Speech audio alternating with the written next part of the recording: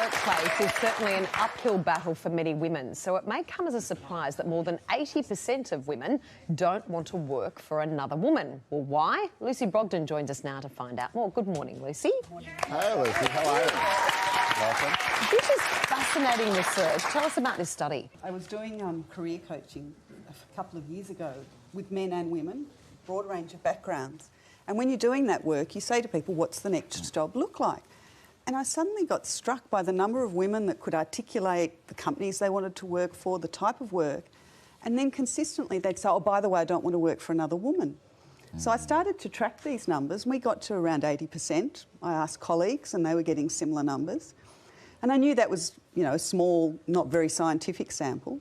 But if you go to the literature, there's huge studies all replicating these findings. Gallup in the US has actually tracked this for 60 years, and we're still not shifting the data too much, which is really a shame. It checks out with my... in workplaces I've been in, there have been huge schisms between female employees and female bosses where it was pretty much an all-out Cold War. Like it was, and you know, really? not talking and do you know why, Lucy? undermining. Are there reasons given? Are they competitive with... There's issues of competitiveness, I think, certainly, and, you know, our stereotypes are quite primal. So I think it's really incumbent on women to continually check those. If we don't acknowledge behaviour, we can't change it. So new women coming into the workforce have to understand that just because they have a female boss, she's not their best friend. She's a boss. She's got a job to do and be a boss. Don't have that. Female-dominated professions have their own set of issues, and there's huge studies around nurses, particularly, and the culture there and bullying there. Interestingly, when you look at the bullying data, more women bully other women.